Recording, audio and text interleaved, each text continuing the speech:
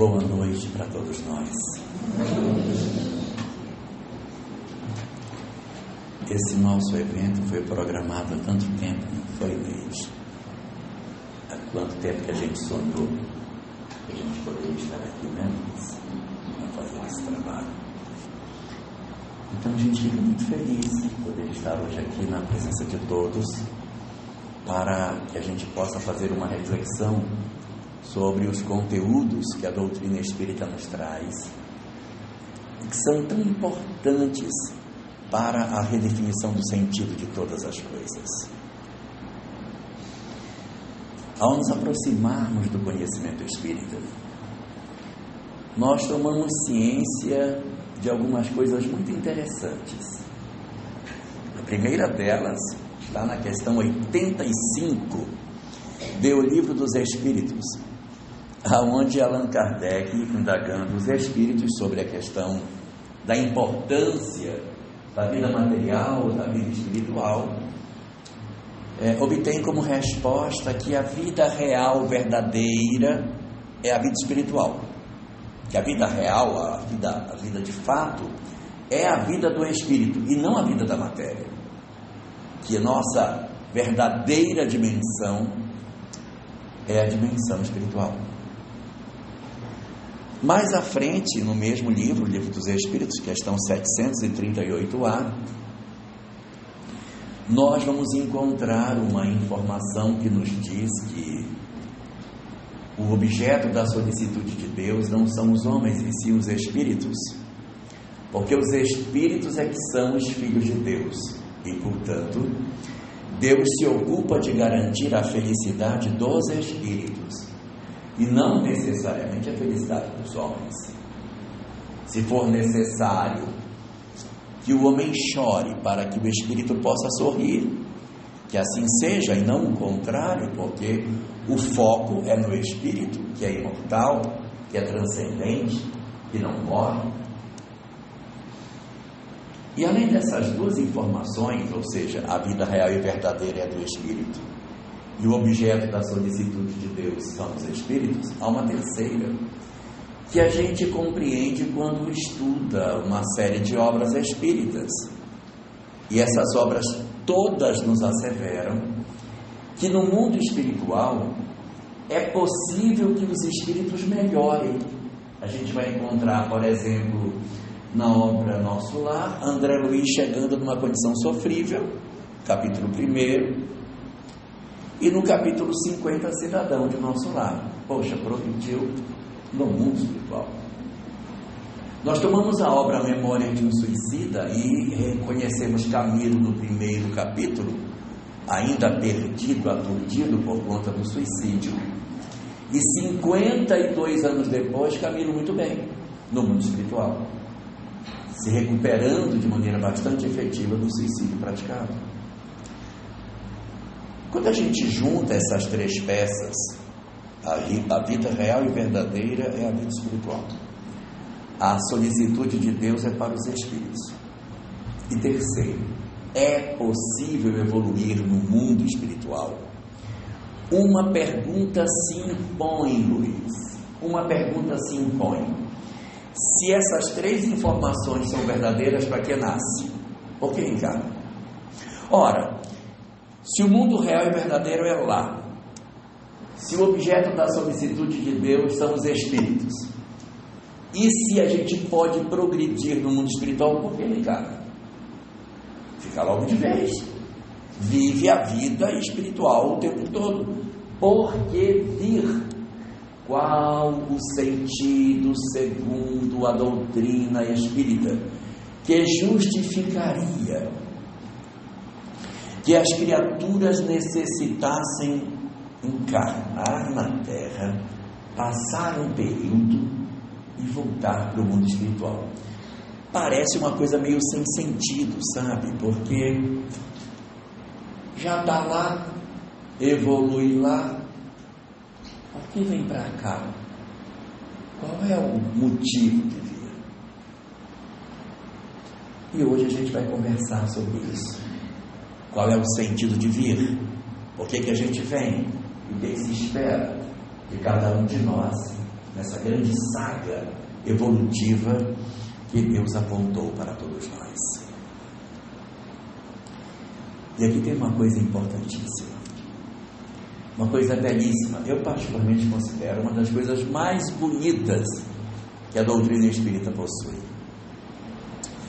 Diz a doutrina espírita que todos nós, todos, sem nenhuma exceção, todos nós caminhamos na direção da felicidade, e que todos seremos espíritos felizes, todos iremos conseguir encontrar a plenitude espiritual e sermos felizes. Até esta pessoa que você não acredita também vai se transformar, essa que você está pensando e que lhe faz tanto aborrecimento, também ela se tornará um espírito em condições extraordinárias de evolução e encontrará, portanto, a felicidade. Ou seja, o destino de todos nós é a felicidade. Nós caminhamos inevitavelmente nessa direção.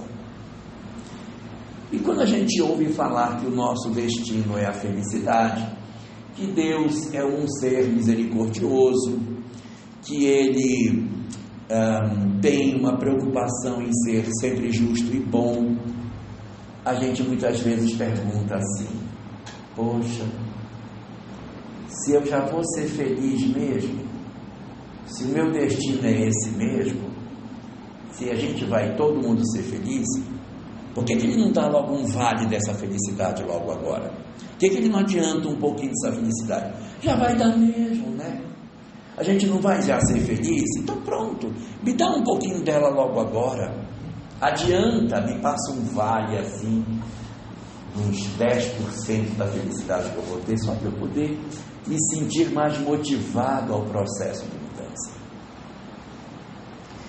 Essas são perguntas bastante razoáveis sobre doutrina espírita. E então a gente se pergunta: por que Deus não dá logo esse vale para nós? Não entrega de antemão essa felicidade? E aí vem uma informação extremamente preciosa para as nossas vidas. A felicidade a qual todos nós estamos sujeitos, ela não é um dom gratuito de Deus. Vou repetir. A felicidade não é um dom gratuito de Deus. Ele não tem uma cesta com felicidade e diz assim: para você, agora para você não vou dar mais, né? Isso é para você 5, é para você só 2, para você nenhuma. A felicidade, ela não é um dom gratuito. A felicidade é uma decorrência do processo evolutivo do ser humano. Para ser mais exato, a felicidade é o resultado do amor. À medida que a criatura humana vai amando, à medida que nós vamos desenvolvendo o amor, naturalmente nós vamos nos tornando felizes. Da mesma forma que todas as vezes que eu me afasto do amor, que eu opto por não viver o amor, que eu fujo do amor, eu experimento a infelicidade. Isso eu não estou inventando, isso está no Livro dos Espíritos, questão 614, a primeira das perguntas que abre a terceira parte do Livro dos Espíritos. Ali Allan Kardec perguntando o que é a lei divina. Os Espíritos dizem que a lei divina é a única verdadeira para a felicidade do homem. Pode ter outras querendo entregar a felicidade, mas verdadeira mesmo só tem uma. Por que ela é verdadeira? Porque ela indica o que ele deve fazer ou deixar de fazer. E aí vem a parte mais importante. E ele só é infeliz quando dela se afasta. Então a infelicidade, ela é uma decorrência do nosso afastamento da lei de Deus. Todas as vezes que eu faço a opção por não viver a lei de Deus, eu automaticamente sou infeliz. O que seria viver a lei de Deus? Viver a lei de Deus é viver o amor, gente. Viver a lei de Deus é viver intensamente a proposta que Jesus nos legou. Esse é o sentido. Quando a gente diz assim: eu odeio fulano, eu tenho tanto ódio dele, há tanto ódio, a gente não percebe. E quando diz isso, você na verdade está se condenando ao processo sobre ele, porque não tem como, meu Deus do céu, a gente ser feliz sem amar. Não existe essa possibilidade. Eu posso até sentir momentos de alegria quando eu sou mal, mas eu não consigo ser feliz. Eu me vinguei dele, olha, eu acabei, pisei da goela dele assim, nossa, eu saí feliz. Não saiu feliz, saiu satisfeito por um pedaço de tempo. Mas felicidade legítima o desamor não nos entrega. Apenas o amor é capaz de nos fazer verdadeiramente felizes. Por isso Jesus propunha tanto o perdão. Por isso Jesus ensinava tanto o amor, o desprendimento dos bens terrenos, a compreensão dos objetivos superiores da vida, porque ele compreendia que distante do amor as criaturas humanas não seriam capazes de ser felizes. Existe uma história na biografia de Gandhi, em que ele é procurado por um homem hindu que vem espumando de ódio, dizendo que os muçulmanos entraram na casa dele e os muçulmanos mataram o filho dele assim, desse tamanho assim, e que ele iria, estava com a espada na mão: eu vou matar todos os muçulmanos para vingar a morte do meu filho. E o Gandhi pergunta: e o que você quer matando todos os muçulmanos? O que eu quero? Eu quero resolver esse problema. Eu vou matar todos que passarem na minha frente, porque eles mataram o meu filho assim. Eles mataram meu filho assim. Por isso eu vou matar a todos. E o Gandhi pergunta: então você quer resolver o problema? Você acha que você vai resolver o problema dessa forma? E o homem diz: sim. O senhor tem alguma proposta melhor do que essa para eu resolver o problema? E o Gandhi disse: eu tenho. Se você quer resolver o problema, adote uma criança órfã muçulmana desse tamanho assim, e crie essa criança muçulmana dentro do seu lar, que é um lar hindu, mas ensine ele a ser muçulmano dentro da sua casa. Respeite a religião dos pais que faleceram e ensine para que ele seja um muçulmano que ame.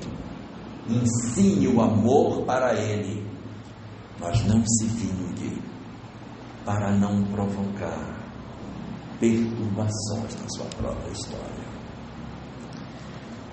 É a visão da proposta do amor como sendo a chave do mecanismo da vida. Em síntese, o objetivo de todas as experiências que a criatura humana atravessa são para desenvolver em nós a possibilidade de amar. Então o que acontece? A gente está no mundo espiritual, como espíritos que somos, e começamos a dizer assim: eu sou uma pessoa maravilhosa, eu sou uma pessoa ótima, eu não tenho mágoa de ninguém, eu já não tenho mais raiva de ninguém, eu não me sinto atraído por nenhum tipo de vício, eu estou ótimo, estou tranquilo. Mas ele está onde, papai? Está no mundo espiritual. Ele não paga boleto, ele não tem sogra, ele não tem problema. Então é muito fácil você dizer assim: eu estou tranquilo. Você quer realmente saber se você venceu uma determinada imperfeição? Você quer realmente saber se você de fato perdoou alguém que lhe machucou? Que você de fato superou uma dificuldade moral que você tinha, só tem um jeito, não tem dois. Você precisa conhecer o que se passa na intimidade do seu coração, não no que você fala, mas naquilo que você verdadeiramente sente, o que está depositado no fundo da sua alma e que muitas vezes você esconde de você mesmo. Quais são os verdadeiros sentimentos que lhe animam? Você desenvolve uma carapaça em que você diz: não, eu já perdoei. Imagina uma situação em que você, numa encarnação, você tinha uma empresa, nessa empresa tinha um sócio, esse sócio passa a perna em você, dá um desfalque, leva todo o dinheiro que você tem, joga você na falência, diz que foi você que armou a confusão, faz com que você seja preso, você é preso e sem dinheiro, ele leva a sua mulher, leva seus filhos, consegue um laudo de que você é louco, joga você no manicômio, leva todo mundo e deixa só uma parenta da sua mulher para tomar conta de você. Não vou nem dizer qual é essa parenta. E aí ele vai embora, você fica no manicômio, você morre sem conseguir que ninguém lhe acredite, e o cara vai viver com seu dinheiro o resto da vida. E quando você desencarna, você encontra com ele, e você sabe que você não pode odiar, porque se você odiar, você não será feliz. E o esforço que o espírito faz no mundo espiritual para perdoar, para se aproximar do outro, para tentar entender o que aconteceu, tentar cicatrizar as feridas que ele traz dentro da alma, até que ele diz: eu já perdoei meu sócio, está perdoado já, demorou, mas eu perdoei, aquilo foi só um momento de fraqueza dele, nem é uma pessoa ruim, é gente boa, foi só um momento assim que ele teve do dinheiro e da minha mulher também, e dos meus filhos também, e da empresa também, do manicômio também, da prisão também, mas foi só um momento, ele nem é ruim, eu já perdoei. Será que perdoou mesmo? Será que verdadeiramente essa história está pacificada ou não? Então, como a gente precisa descobrir o quanto de amor e o quanto de desamor nós trazemos na alma, a criatura humana precisa de um raio-x do coração para enxergar o que de fato repousa no fundo do meu eu, se eu verdadeiramente perdoei ou não. Então, a estratégia que existe para isso chama-se encarnação. Então, para que a criatura humana encarna? A criatura humana encarna para esquecer, para isso. Porque se ela ficar no mundo espiritual lembrando de tudo que aconteceu, ela não consegue mudar, ela não consegue se resolver, é muito difícil. Então, o processo reencarnatório, a vinda para o mundo material e uma nova existência, ela se impõe, porque durante o período da gestação, aqueles longos 9 meses, 40 semanas ali, vai promover um adormecimento na nossa consciência, e quando a gente despertar após o parto, não lembra mais, não consegue segurar o pescocinho, aí demora 3 meses para firmar o pescoço, 6, 7 meses para poder sentar, 1 ano e pouco para poder andar, vai ter que reaprender a falar, tudo de novo. Por quê? Porque o bloqueio que o corpo promove no espírito é muito forte e acaba embotando as memórias, mas era isso que se queria.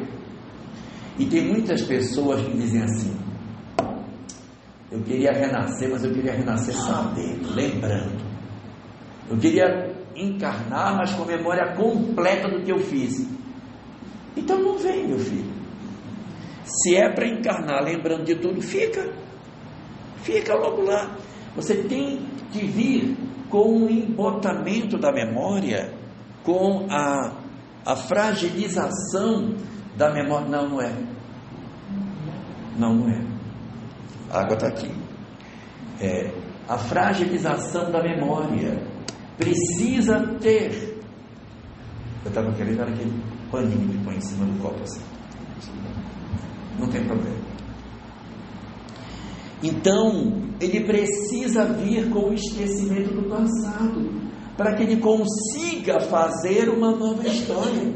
Imagina se a gente lembrasse tudo. Olha esse café da manhã, pelo amor de Deus.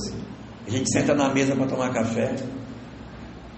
Ei, mamãe, estava ali no quarto lembrando, quando a senhora tocou fogo na minha rede. Estava dormindo na rede, ela jogou querosene e tocou fogo comigo dentro. Estava lembrando disso. E a mãe passando café. Pois é, minha filha, mas é tal coisa, né? Lembra quando você me jogou do poço também? Como que a gente vai se resolver? Como é que a gente vai oferecer um emprego para um ladrão, para um assassino? Como você vai casar com um cara que é adúltero? Como é que você vai permitir com que as feridas cicatrizem, se todas as lembranças estiverem à mostra? Nós reencarnamos, portanto, para ter 3 tipos de esquecimentos. 3. Primeiro tipo de esquecimento que a gente vai ter: esquecer o que nós fizemos aos outros. Eu preciso esquecer.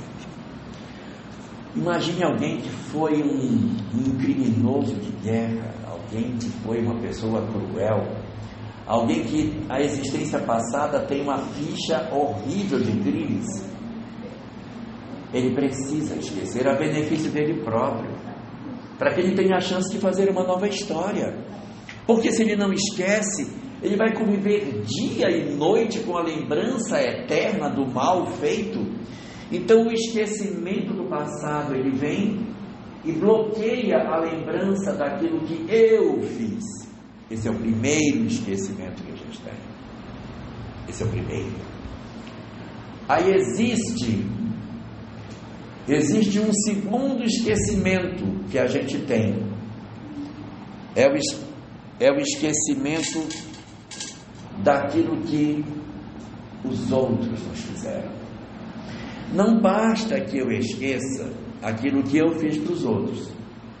É preciso que eu esqueça também o que as outras pessoas me fizeram, porque se eu continuar lembrando o que elas fizeram para mim, não vai adiantar nada. Então, nós tanto esquecemos o que fizemos aos outros, como esquecemos aquilo que os outros nos fizeram. Mas tem um terceiro, disse que era 3 anos, só deu 2 aqui, porque vai daqui para lá e de lá para cá, acabou, mas tem mais um.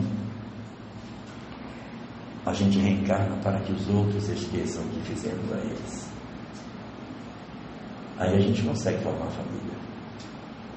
Aí as famílias se organizam, porque as famílias, elas são como se fosse uma bisteca. Como é que vocês chamam bisteca aqui? É bisteca mesmo? Aquele negócio que tem uma ponta de osso com uma carne. É bisteca? Não me diz. Tem um lugar chamado de chuleta. Bisteca? Muito bem. A família, ela é como se fosse uma bisteca. Ela tem uma carne gostosa, saborosa, mas ela vem com um pedaço de osso junto. Não tem bisteca sem ponta de osso. Tem uns até que o osso é grande, a bisteca é pequenininha assim. E tem uns que o osso é até pequeno, mas tem que ter osso. Então as nossas famílias, elas são uma mescla de laços de amor com laços de desamor, que vão se reunir dentro do mesmo lar para que a gente tente resolver as nossas dificuldades. Nós precisamos resolver os problemas do desamor. Então, para que a gente cicatrize determinadas feridas que estão abertas nas nossas vidas, nós precisamos imperiosamente daquilo que chamamos de esquecimento do passado. Se lembrássemos de tudo, era melhor não vir. Agora, se a gente esquecesse tudo, também não adiantava nada, né? Se a gente esquecesse tudo, ia começar tudo do zero. Não tem condição. Então, como é que se dá o esquecimento do passado? Os espíritos dizem que o esquecimento do passado é como se fosse um véu. É um véu. Um véu é uma estrutura que eu não consigo ver, mas eu entrevejo. Eu vejo marimar o que tem do lado de lá, mas não consigo ver com perfeição. Então, o véu do esquecimento, vocês vão encontrar muito essa expressão na doutrina espírita. Ninguém vai dizer assim, que existe a parede do esquecimento. Não tem parede do esquecimento, tem um véu. Porque a gente não compreende, mas alguma coisa a gente sente. E nós dizemos assim, eu não sei, mas eu não consigo abraçar meu pai. Eu não sei, eu tenho dificuldade muito grande com a minha mãe. Eu não sei o que acontece, eu não tenho uma loucura por esse filho, o outro não tem. Eu tenho uma paixão desenfreada. Quando eu vi fulano pela primeira vez, meu coração faltou sair pela boca, eu disse, esse é o homem que eu vou casar. E vice-versa. Aqueles que veem uma mulher pela primeira vez e dizem, vou casar com você. Você está louco, você nem me conhece. Não, vou casar com você. E o pior é que casa mesmo. Então o que ocorre? Nós não lembramos, mas algo dentro de nós nos clama. E a gente pergunta, o que você quer crescer? O que você quer ser quando crescer? Eu quero ser médico. Eu quero ser engenheiro. De onde vem isso? Como é isso? Então, o esquecimento do passado, ele não é total. Ele é parcial, porque tem uma parte dele que a gente lembra. E o que eu lembro é o que me é importante para o processo de crescimento meu. Então, eu perceber que eu tenho uma pessoa na minha casa que é problemática, gente. Quando a gente está assistindo televisão, que o dedo encosta assim no outro, aí eu tenho que afastar o dedo, porque eu não gosto de tocar. Tenho dificuldade até de toque. Me incomoda. Quando a pessoa entra, eu fico sem graça, eu saio. Eu não consigo ficar na presença, sei lá, de um pai, de um avô, de uma mãe, de uma avó, alguém do meu grupo familiar que por algum motivo me faz uma rejeição. É lógico que isso não existirá em todas as famílias.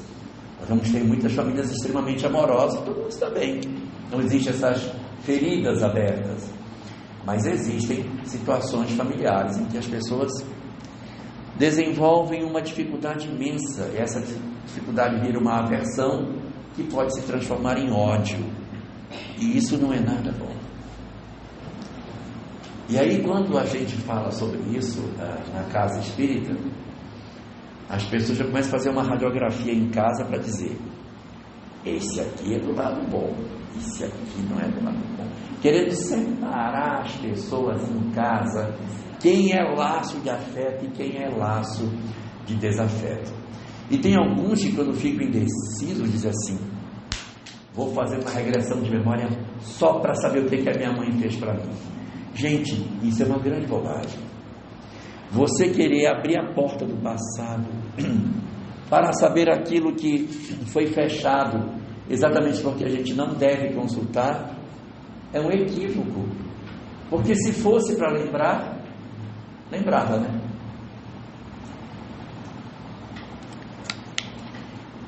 Se a gente encarnou sem a lembrança clara do porquê que o outro me é difícil, é porque não vale a pena ficar querendo abrir a comporta do ontem para descobrir algo que a própria lei de causa e efeito a nosso benefício fechou, para que eu tenha maiores chances de êxito. Realizar regressões de memória para saber o que é que o outro fez para mim é terrível, é péssimo. é desaconselhável. Eu não estou dizendo que ninguém deva fazer regressão de memória, que às vezes a pessoa quer saber um trauma que ela tem. Por que eu não entro no elevador? O elevador fecha a porta, me dá um desespero, eu me agarro na porta e não consigo entrar. Talvez tenha sido enterrado vivo, talvez. Aí a pessoa faz uma regressão, o terapeuta usa lá as técnicas que são próprias, faz a pessoa vivenciar a história, descobrir que aquilo está no passado e, entre aspas, cura a pessoa. Isso é bom, isso é legal. O ruim é quando a pessoa diz assim: e quem me enterrou vivo? Que aí é um problema. Eu queria saber o que foi, tudo bem, mas quem foi é problema, porque isso não vale a pena abrir. Não é legal a gente abrir isso. A rigor, as nossas famílias, elas são formadas por 3 tipos de laços. Um primeiro tipo de laço são os laços de afeto, as pessoas que a gente ama, que a gente gosta, que a gente já viveu em outras existências, que se constituem então nossos integrantes da família espiritual, que nos dá um prazer imenso estar na companhia deles, que nos agrada estar com eles. Isso é laço de afeto. Nossa família também pode ter, aí já é uma possibilidade, pode ter um laço de desafeto, grave. Pessoas que vieram do ontem, que são complicadas, ódios, abandonos, desamor, feridas, machucamentos de diversas ordens, que precisam se reconciliar. A gente vai se encontrar na família, para que a gente consiga fazer isso sob a bênção do esquecimento. Então tem aqui 2 tipos: os laços do passado, que são de amor, e os laços do passado, que são de desamor. Mas há um terceiro tipo de laço.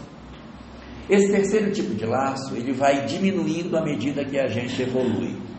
Quanto mais a gente vai evoluindo, menor é a chance dele acontecer. Mas pode acontecer, mesmo na situação presente que nós vivemos. É um tipo de laço que a doutrina espírita chama de laço pela natureza das provas. O que é um laço pela natureza das provas? É um espírito que eu não conhecia. Ele não era meu afeto, ele me era estranho, eu nunca tive contato com ele. Nós éramos simplesmente estranhos um ao outro. E por uma circunstância da natureza da prova, a gente nasceu junto com meu irmão. Mas eu não necessariamente conheço minha mãe, nem conheço meu pai, nem tenho relação com meus irmãos. Mas eu tenho relação com o tipo de prova severa que aquela família vai passar. Então nem sempre as famílias são formadas por espíritos que sempre se conhecem do passado. Isso é o mais provável, mas existe a possibilidade, que é tanto mais frequente quanto mais iniciante é o espírito na sua evolução, de serem espíritos desconhecidos que se juntaram no grupo familiar. E aí vem uma pergunta: esse espírito que se formou agora na minha família, que chegou para a minha família, que está vindo para cá, é um espírito multimilenar, já viveu muitas vezes, mas nunca encontrou comigo, encontrou agora. É a primeira formação dele dentro da minha família. Esse cara pode se transformar num laço de amor, mas ele pode também se transformar num laço de desamor, se eu não souber cuidar dele. Então eu pergunto: que sentimento eu tenho que dar para esse que é da natureza das provas, para que ele amanhã se transforme num laço de afeto e eu viva tranquilo com ele para frente? Que sentimento eu tenho que dar para ele? Amor. Muito bem, amor. Se eu tenho um laço de amor, ele já era meu amor no passado, nós já nos amávamos e ele renasceu na minha família, que sentimento eu tenho que dar para esse que era um laço de amor, para que a gente consolide o nosso afeto? Que sentimento eu tenho que dar? Amor também. Muito bem. para tirar o 10. Se eu tenho na minha família um laço de desafeto, um laço de desamor, que sentimento eu tenho que dar para esta pessoa para que eu consiga resolver e facilitar a história futura de cada um de nós? Amor? Então, se nas 3 circunstâncias eu tenho que dar amor, não precisa ir consultar quem é laço de amor, quem é laço de desamor, não precisa, porque o remédio é o mesmo independente da doença. Então eu não preciso ir procurar, eu queria saber tanto esse meu filho, será que ele é laço de afeto, será que ele é natureza das provas, porque eu não sei, tem horas que eu penso, não precisa, porque a gente não vai resolver nada com isso. O que a gente precisa fazer, minha querida Maria Elsa? Nós temos que entregar amor para todas as pessoas, porque foi isso que a gente veio buscar. O objetivo da encarnação foi para que a gente desenvolvesse o amor, foi para isso, foi esse o objetivo pelo qual nós nos deslocamos lá do mundo espiritual, enfrentamos uma gestação, recebemos esse corpo que a gente tem, para que a gente fizesse o que aqui? Uma história de amor. A história de amor, foi isso que a gente veio viver do lado de cá. Então, pouco me importa quem é laço de afeto, se é desafeto. Eu vou entregar amor aos outros. E alguém vai me dizer assim: mas ele não merece, miserável, não merece, porque o que ele fez é imperdoável, e eu nunca vou perdoar o que ele me fez. Eu posso viver 1000 anos, mas meu coração nunca vai perdoar aquilo que ele me fez. Oh, meu Deus! Todas as vezes que eu digo que eu não vou perdoar, eu me afasto da lei de Deus, William.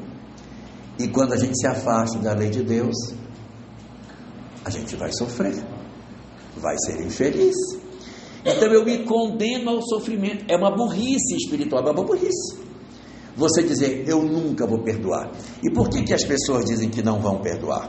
Porque elas acham, e não é isso que a doutrina espírita considera, mas elas acham que se elas perdoarem o outro, elas vão tirar a culpa que o outro tem, como se eu tivesse o poder de passar uma borracha no coração do outro. E segundo a doutrina espírita, quando eu perdoo outra pessoa, eu não consigo tirar a responsabilidade que ele tem diante daquilo que ele fez. Será que me faço claro com o que eu estou dizendo? No livro Ação e Reação, é dito que nós não devemos uns para com os outros, nós devemos para a lei e para nós mesmos. Quando alguém faz algo de errado para outra pessoa, nós erradamente dizemos assim, fulano agora vai dever para fulano, e ninguém deve para ninguém, porque se dever para outro tem que ter um carnê para pagar. Nós não devemos uns para com os outros, nós devemos para a lei e para nós mesmos. Então, se A machuca B, cadê minha bolsinha? Perdi. Me dá ela aqui. Se eu tenho uma história onde um indivíduo é machucado por outro, né? Então eu tenho uma história onde eu não trouxe. Não veio. Esqueci. A machuca B. Então esse aqui é cruel e machucou o outro. Quando ele machuca, ele não cria um vínculo com esse, ele cria um vínculo dele com a lei, ele não cria um vínculo com o outro. Ele só vai criar vínculo com o outro se quando A machuca B, B fica com ódio de A. Aí fechou. Mas se um machuca o outro e aquele que recebe o golpe perdoa a pessoa que ele machucou, não cria vínculo. Então quer dizer que o agressor fica sem responsabilidade? Não, o agressor tem as responsabilidades dele, e ele vai se resolver com outra pessoa que não eu, porque uma vez que eu não criei mágoa nem ódio, eu estou desconectado dele. Para ficar claro o que eu estou dizendo, Jesus foi traído por Judas, foi sentenciado por Pilatos, foi ridicularizado por Herodes, foi machucado pelos soldados, foi entregue pelos sacerdotes. Um monte de gente fez mal a ele. Na encarnação seguinte, Jesus nasceu primo de quem? De quem ele era irmão quando ele reencarnou depois? Era filho de quem? Nasceu filho de Herodes, primo de Pilatos. Como foi? Ele não reencarnou. Então Pilatos ficou sem culpa nenhuma, Herodes, Judas, todo mundo ficou resolvido? Não. Está vendo como é? Quando a gente... E o que foi que Jesus fez para não reencontrar com eles? Perdoou. Então o perdão é o poder de desconexão da alma, porque desconecta, aproxima-se da lei de Deus, experimenta a felicidade, não precisa o reencontro. Mas aqueles que foram agressores não estão liberados das suas responsabilidades. Eles vão reencarnar, eu sei lá com quem, de repente está até aqui em Jandaia, por aí, passando pela rua, eu não sei, mas eles vão encontrar alguém com quem eles vão se resolver, mas não sou eu, porque ao perdoar, eu me retiro do cenário. Então é por isso que é uma burrice, quando a pessoa diz assim, eu não vou perdoar, ele não merece, mas eu mereço, né? Eu mereço ser feliz. E vou contar um segredo para vocês. Deus não fala português. Não fala. Então ele fica observando as nossas conversas. E quando alguém diz para alguém assim, eu odeio você do fundo da minha alma, eu nunca vou perdoar o que você me fez. Deus, que não fala português, ouve. Eu quero encontrar com você de novo na família. Eu quero renascer perto. Porque nós estamos passando um atestado de que eu preciso encontrar. Olha a mensagem de Jesus: perdoa os teus inimigos, solta, deixa que o outro vá, liberte-se do sofrimento, não se condene ao sofrimento em função do desamor. E aí a gente vai encontrar na doutrina espírita 6 razões para perdoar as pessoas.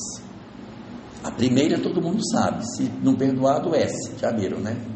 Da gastrite, da pressão alta, altera a glicose, isso é terrível. Então tem que perdoar, senão adoece fisicamente. Mas não é só isso, adoece também psicologicamente. Pessoas que não perdoam só falam desse assunto, já viram? É porque o teu pai, quando o teu pai já casou, já tem até neto, mas ela continua falando, porque ele, sabe o que ele fez? A pessoa está congelada no tempo, amarga,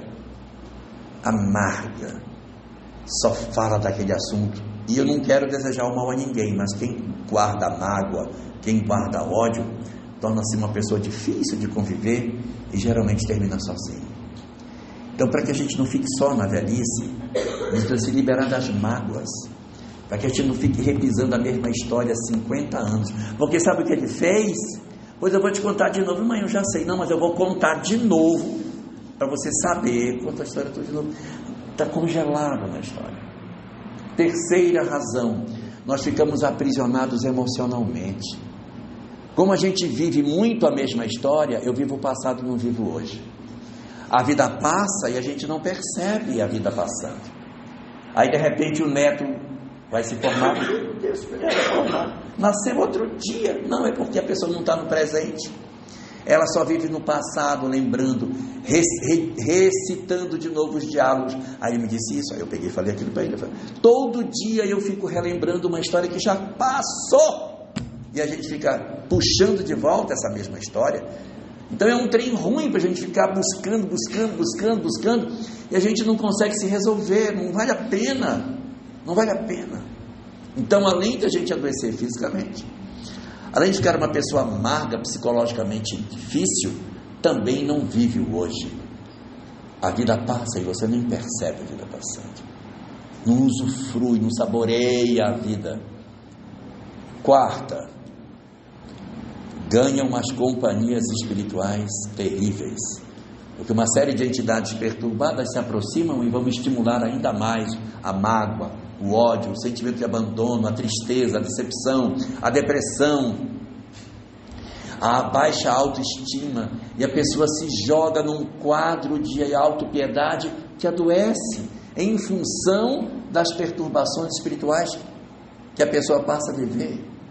Compra aquelas batinhas lá de Fortaleza, que vende lá no Meireles, na praia do Meireles, aquela batinha rosa, põe uma rasteirinha no pé e só usa aquilo, não pinta mais o cabelo, para que as pessoas olhem, olha só, fulano, olha o que você fez, é uma estratégia de vingança, impor no outro a culpa porque a minha vida ficou diferente pelo que você me fez. Então a perturbação espiritual é um outro problema e vai nos projetar muitas vezes numa depressão, numa tentativa até de desistência de todas as coisas. Quinta razão, quando reencarnar, é muito provável que esse nosso desafeto renasça na nossa família. E é muito ruim ter uma pessoa dentro de casa que é de difícil trato, é chato demais, uma pessoa que te irrita, que te provoca, que cansa você e deixa a sua casa pesada, é muito ruim. Mas essa é só a quinta, tá? Tem mais uma que é pior ainda, que é a sexta. O que pode ser pior, né, do que você ter um inimigo dentro do seu lar? Não vai dizer que é dois, porque não, ele era só um mesmo. O que pode ser pior do que eu ter um inimigo renascido dentro da minha casa, mente? O que pode ser pior? É nós nascermos na casa dele. Por que toda vez é o inimigo que tem que largar a sua família para vir morar na minha? Por que não pode ser eu que vou morar na dele? Com a mãe dele que gosta dele, com o pai dele que gosta dele, com os irmãos dele, e eu ser o sujeito perturbador do sossego dos outros. Sem um pai que me goste, uma mãe que me goste, sem irmão, ninguém, Deus, numa família estranha, pelo amor de Deus. Por quê? Porque a gente provocou isso. Então, a grande proposta que a doutrina espírita tem é que a gente faça esse nosso movimento de libertação das nossas almas com o aproveitamento que a encarnação nos concede.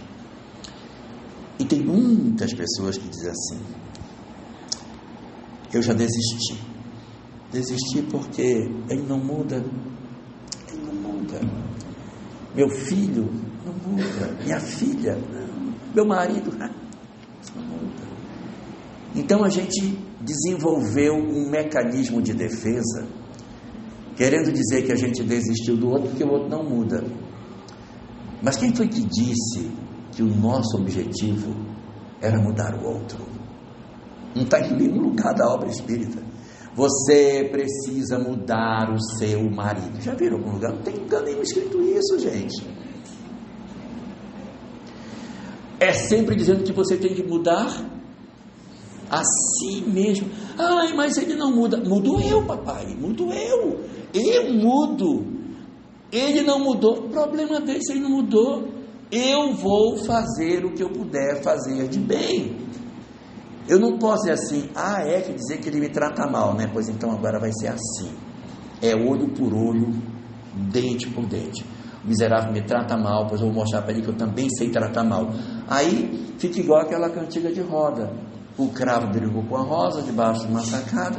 Aí o cravo saiu ferido e a rosa saiu também toda espedaçada, despetalada, como quer que seja, mas ela não saiu inteira. Então, por quê? Porque a gente resolveu dar troco. Gente, não é esse o propósito. O propósito é, o outro não faz, mas eu preciso fazer para que eu esteja bem. Eu quero estar bem comigo, então eu faço para o outro. mas ele não merece, mas eu mereço uma história melhor, então eu vou viver na minha família, mesmo que o outro não corresponda, entregando tudo que eu posso. No livro O Evangelho segundo o Espiritismo, capítulo 13, item 19, nós encontramos ali um trecho muito interessante, aonde Kardec faz uma pergunta e tem uma resposta longa, assim, mas eu vou puxar só um pedacinho da resposta, em que diz o seguinte: quando a gente faz o bem para alguém, e esse alguém não corresponde ao bem que a gente faz, se nós desistimos do outro, nós estamos desistindo de nós mesmos, e estamos dizendo para nós mesmos que a gente não tem força suficiente para avançar, porque o que me importa é o que eu faço, o que o outro faz é problema dele, eu preciso fazer. E aí conta uma coisa muito interessante lá, diz o seguinte, que se por exemplo você desiste de alguém, um filho que se envolveu nas drogas, que caiu no crime, que entrou por uma vida que você não gostaria que ele tivesse, e você diz: olha, esquece meu nome, esquece minha casa, esquece que eu sou teu pai, esquece que eu sou tua mãe, some da minha vida, desaparece, não quero te ver nunca mais aqui, e você desiste de alguém, esse espírito que você desistiu, quando ele chegar no mundo espiritual, ele vai dizer assim: eu dei errado. Sabe por que eu dei errado? Porque a minha mãe também desistiu de mim, porque o meu pai também desistiu de mim, e ele vai se justificar no seu abandono para permanecer estagnado. Mas se ao contrário, mesmo que ele não se transforme, você aposte na mudança dele, pode ser que ele não mude, mas quando desencarnar, ele vai dizer: nossa, quanto eu recebi, com pouco eu dei. Aí é a mola propulsora do progresso dele. Muitas pessoas vão olhar para nós e vão dizer assim: você é muito besta, né? Nossa, você é besta com seu filho, você é muito besta com seu marido. Então, por quê? Porque as pessoas querem que a gente dê o troco. Não é essa a proposta da doutrina espírita, não é essa a proposta de Jesus. E eu vou dar exemplo. Vocês já leram o livro há 2000 anos? Viram que Lívia lutou a vida inteira para tentar se dedicar ao marido? Ela desencarnou e não viu a mudança dele, mas ele mudou só depois que ela desencarnou. Abigail tentou de tudo para mudar Saulo, ela não viu a mudança de Saulo, mas Saulo mudou. Quinto Varro lutou o que pôde para mudar Tassiano, não viu a mudança do filho, desencarnou. O filho foi mudar depois da sua desencarnação. Todos poderiam dizer assim: é uma besta, né? Se dedicou a uma pessoa que só fez usar e não aproveitou nada, e a mudança veio depois. Olha Alcione, que sofreu tudo que sofreu, e no final do livro, vou falar porque o livro já é velho, já deveriam ter lido. Então, chega no final do livro, ela desencarna, e aí Carlos percebe que ele foi o responsável pela desencarnação dela, e a gente não sabe se ele mudou, porque o livro acabou, não deu para saber, mas ele poderá ter tido uma mudança a partir dali. Então a não desistência de nós é muito importante. Não desistir das pessoas, não desistir do amor, não desistir das propostas que a doutrina espírita nos oferece de mudança para as nossas vidas. O grande mecanismo educativo que a encarnação nos oferece é o desenvolvimento do amor. É isso que importa, o desenvolvimento do amor, porque é aí que está o propósito pelo qual a gente veio aqui, para saber o que se passa dentro da gente e fazer uma mudança. O meu tempo acabou e eu vou passar um exercício para a gente fazer juntos. Vamos fazer um exercício. Eu tenho um caso de um espírito que ele deveria reencarnar para ser médico.